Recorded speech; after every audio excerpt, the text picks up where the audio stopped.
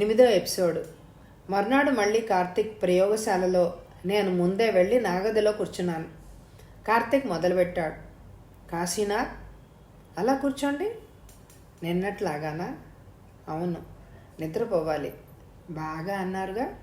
అవును, ప్రశాంతమైన నిద్ర. అయినా రాత్రి కలత నిద్ర. కలలు గుర్తున్నాయా? లేవండి. పోనీలేండి, ఈ రోజు నుంచి మీకు కలత నిద్ర ఉండదు. మళ్ళీ నిన్నటిలాగానే కాశీనాథ్ని హిప్నటైజ్ చేశాడు.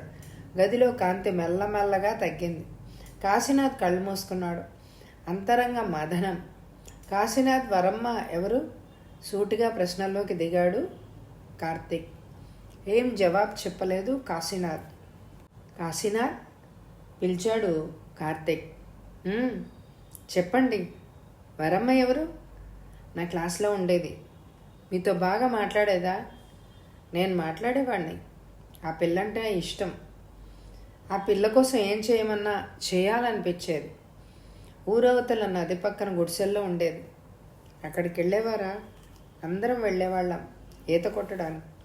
వరమ్మ గట్టు మీద కూర్చుని చూస్తూ ఉండేది. అంతే గుర్తుంది. కాదు కాదు, చెప్పండి. వరమ్మ, మీరు మాట్లాడుకునేవారా అక్కడ ఎవ్వరు లేనప్పుడు? ఒక్కొక్కసారి. అలాగా?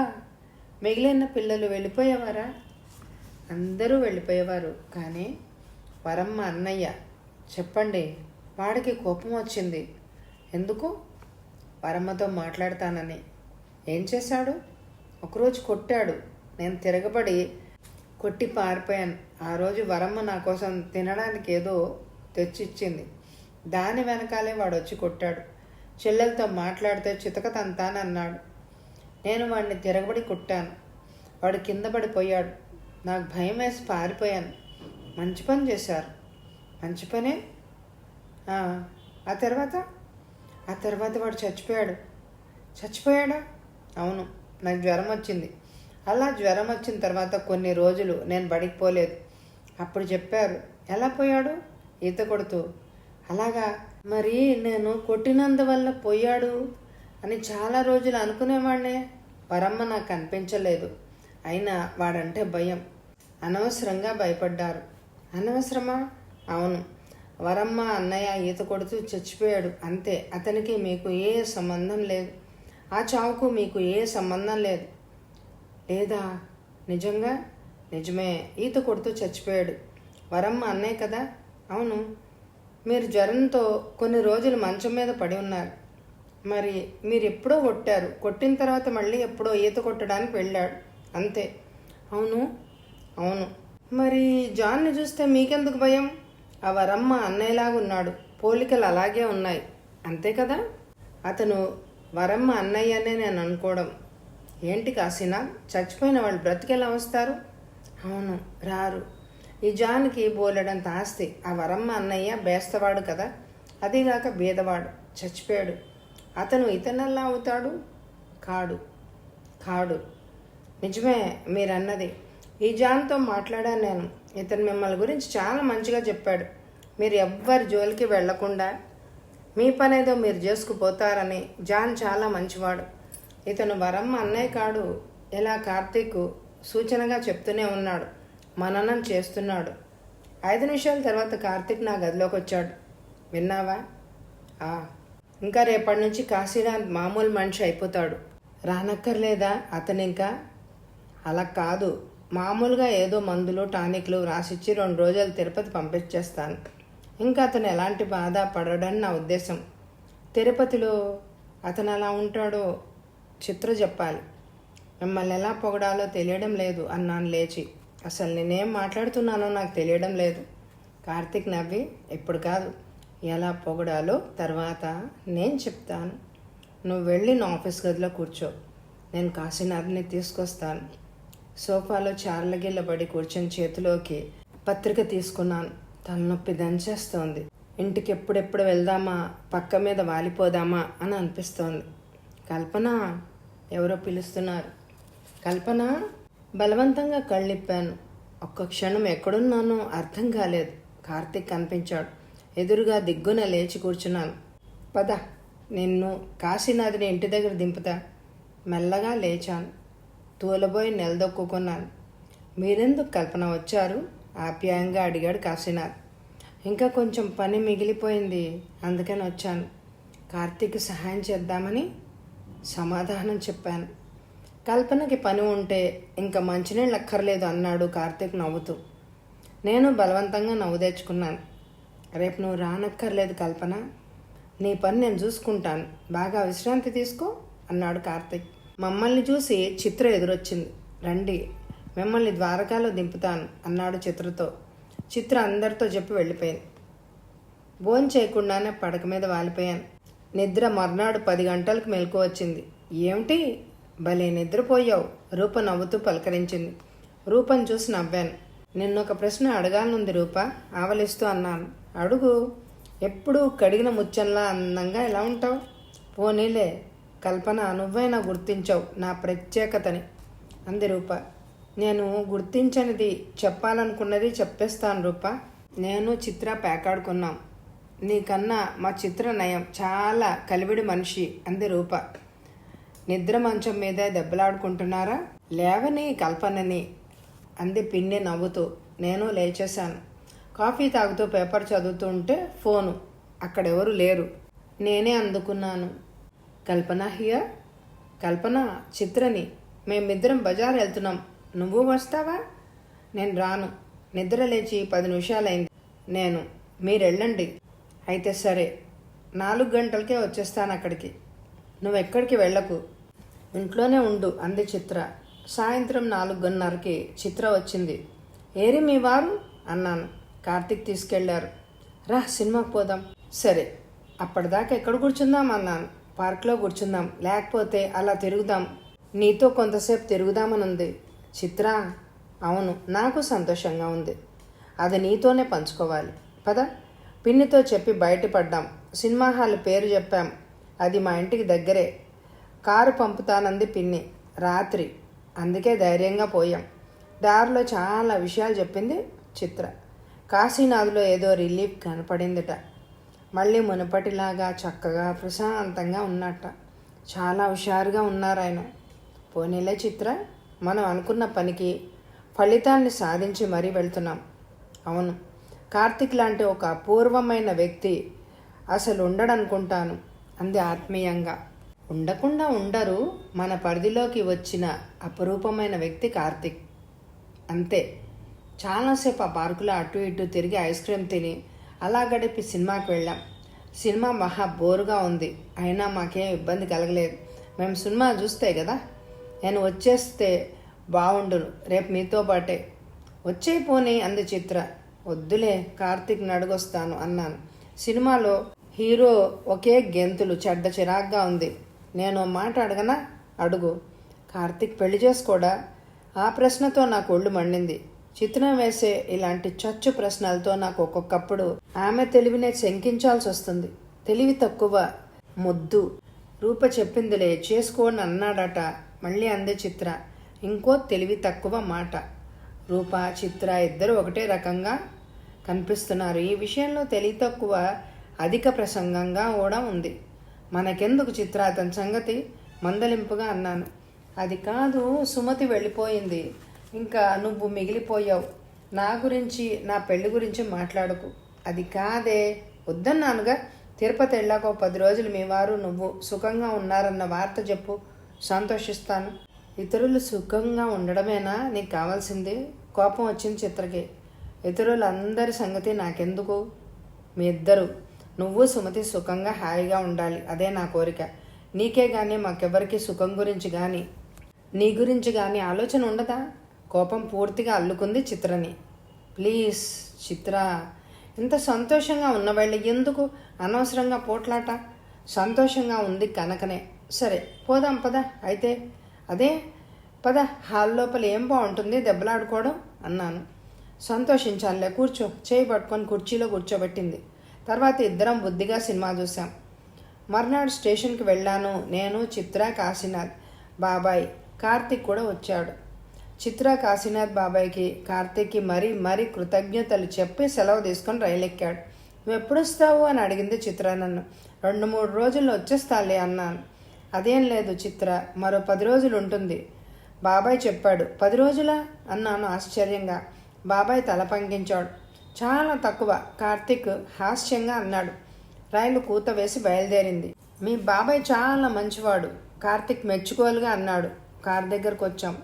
మీ స్నేహితుడు కదా, మంచి కాకుండా ఎలా ఉంటారు?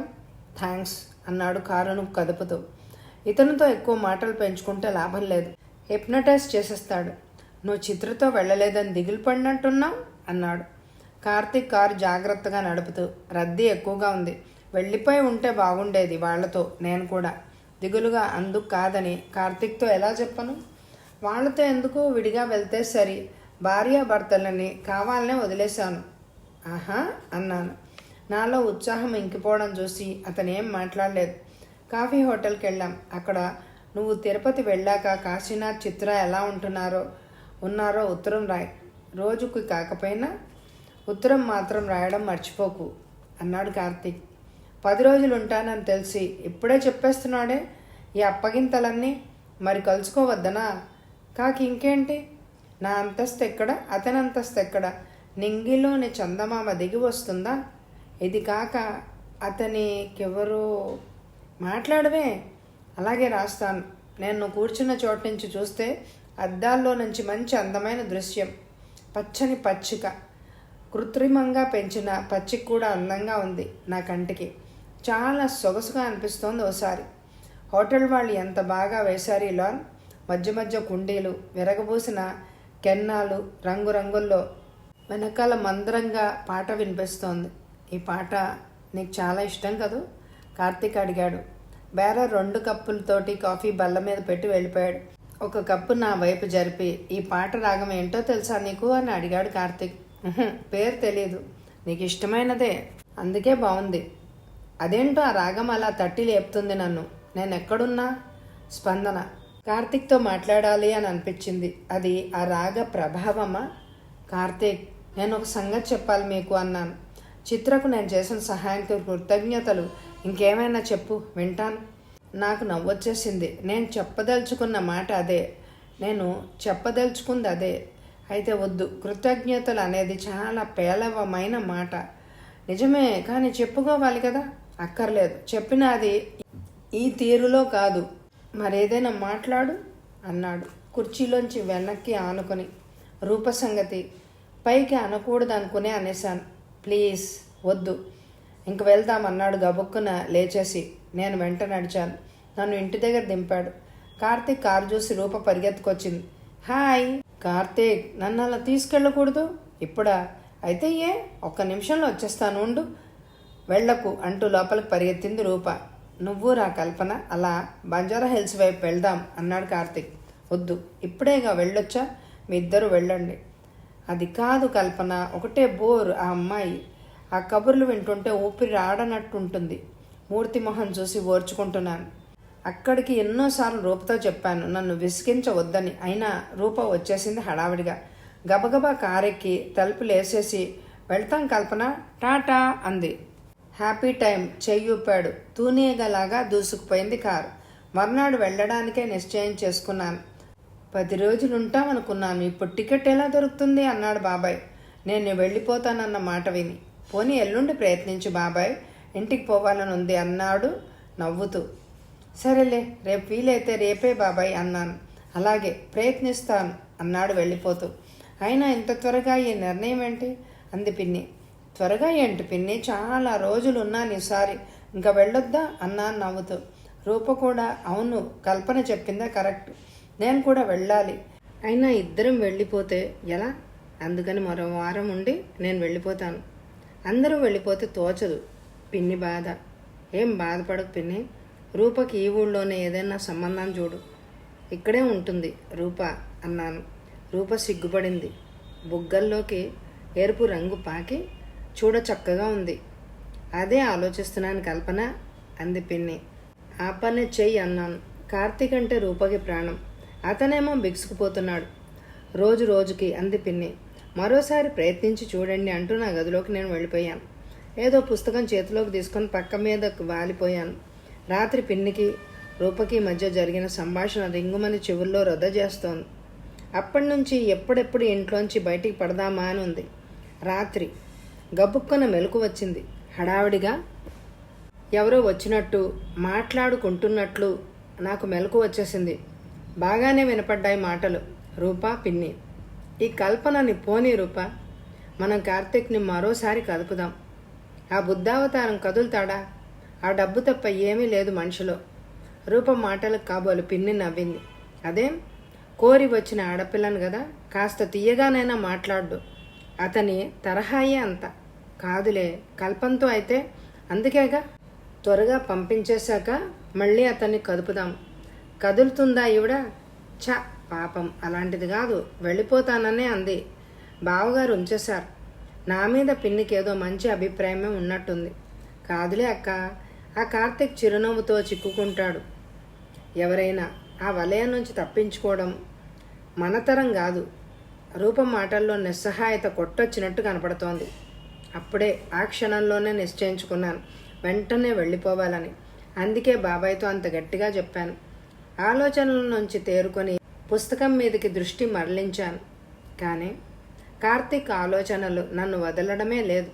దూరంగా పోతే గాని లాభం లేదు. ఠక్కున లేచి కంపోజ్ మాతలు 2 వేసుకొని పడుకున్నాను. పుస్తకం చేతిలో ఉంది. నిద్ర మత్తులో పడిపోయాను. నేను నిద్ర లేచేసరికి 2 అయింది. లేచి సావిట్లోకి వెళ్ళాను. పిన్ని స్నేహితులు, మహిళా సమాజపు సభ్యులందరూ ఒకే గొడవగా మాట్లాడుకుంటున్నారు. చాలా హడావిడి. మెల్లిగా తప్పుకొని వంటిట్లోకి వెళ్ళాను. అమ్మా, భోంచేస్తారా? మామీ అడిగింది. వద్దండి అని గ్లాసుడు మంచినీళ్ళు తాగి వచ్చేసాను. టికెట్ వచ్చేసింది. రాత్రి బాబాయ్తో చెప్పాను. బాబాయ్, కార్తీక్ చెప్పారా మీరు ఇలా నేను రేపు వెళ్ళిపోతున్నట్లు? అదేంటి, నువ్వు చెప్పలేదు? అదే మతిపోయిందా? అతన్ని కలుసుకుని థ్యాంక్స్ చెప్పి వెళ్ళాలి. మర్యాదలన్నీ కొత్తగా నేర్పాలా? విసుక్కున్నాడు. అది కాదు. చాలే, రేపు పొద్దున తయారుగా ఉండు.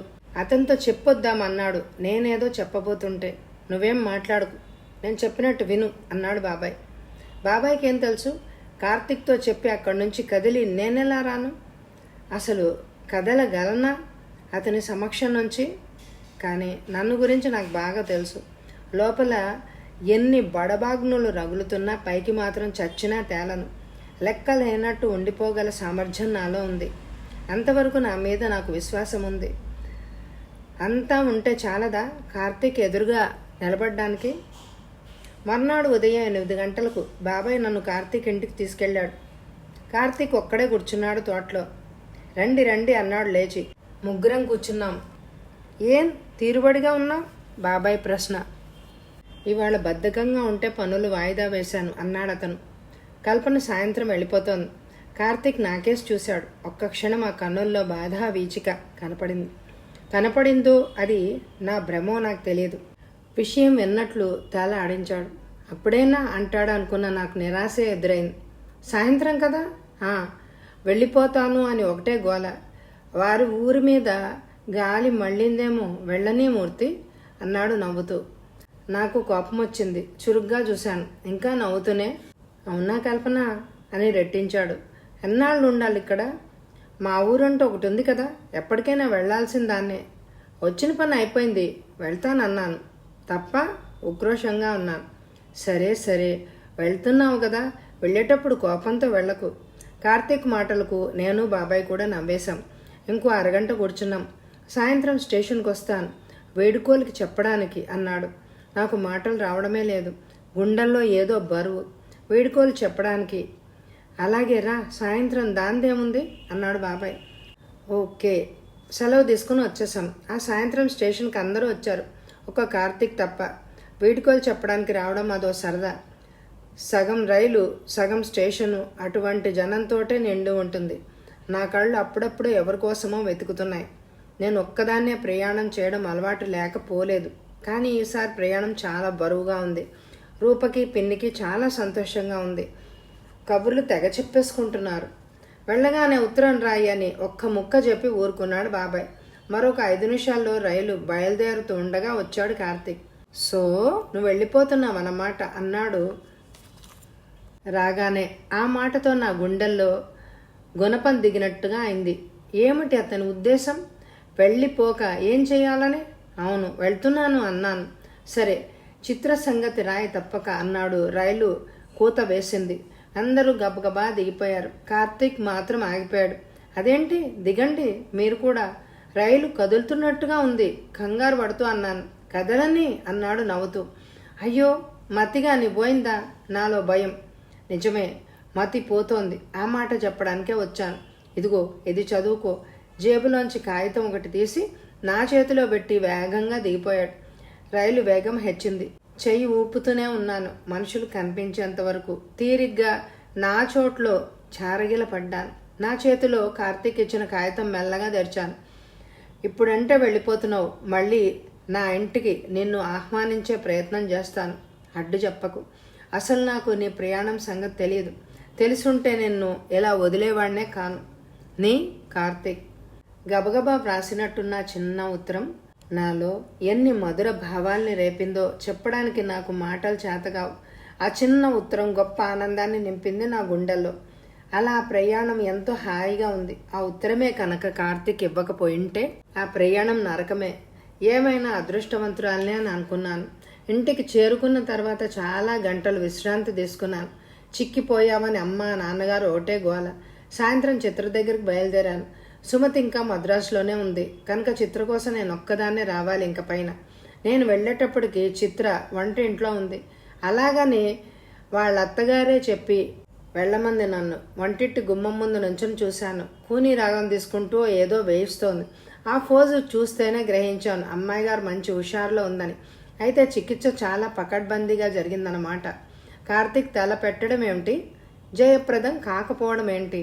టక్కున ఇటు తిరిగి తెల్లబోయి చప్పున తేరుకుంది. ఏమిటేవ్, ఎప్పుడొచ్చావు అంది సంబరంగా. కౌగలించుకున్నంత దగ్గరగా వచ్చేసింది. అంత సంతోషంగా ఉన్న చిత్రాన్ని చూసేసరికి నా కళ్ళల్లో ఆనంద బాష్పాలు. ఏమిటే పిచ్చిమొద్దు, ఆ కన్నీళ్లు తుడుచుకుని నిన్ను చూసే అన్నాను. పద అలా డాబా మీదకి వెళ్దాం అంది. వంట అత్తగారు చూసుకుంటారు, మరేం పర్వాలేదు అని లోపలికి వెళ్ళి అత్తగారితో చెప్పి వచ్చేసింది. ఆవిడేమన్నా అనుకుంటారేమో. ఎవరు, మా అత్తగారా? ఆవిడ అలాంటి మనిషి కాదు, భలే మంచిది. పద. రెక్కబుచ్చుకొని ఈడ్చుకెళ్ళిపోయింది. గోధూళి వేళ నీలం కాషాయ రంగు కలిపిన వింత రంగు ఆకాశాన్ని వరించింది. ప్రకృతి పరవశిస్తున్నట్టు చల్లని చిరుగాలి, కుండీల్లో పూల మొక్కలు పలకరింపు. ఇద్దరం కింద కూర్చున్నాం. ఎలా ఉన్నావు అడిగాను. తెలియడం లేదు. తెలుస్తోంది అనుకో, అయినా నువ్వు చెప్తే వినాలని. చాలా బాగున్నాను. వారిలో ఆ పెరిగితనం లేదు. అసలు ఆ ప్రవర్తనే మారిపోయింది. బలహీనతన్న పదానికి అర్థమైపోయింది. నువ్వెప్పుడొస్తావా చెప్దామా అని కూర్చున్నాను.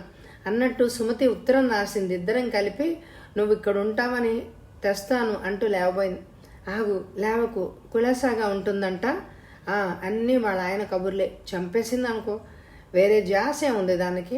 అయితే నా పెళ్ళైన కొత్తల్లో మిమ్మల్ని ఇలాగే విసిగించానా అంది చిత్ర. చిత్ర, మనుషుల్లో వ్యత్యాసాలు ఉండవా? అవుననుకో. ఎన్నో కబుర్లు చెప్పింది. కొన్ని వాళ్ళ ఆయన గురించి. చాలా మారాడట.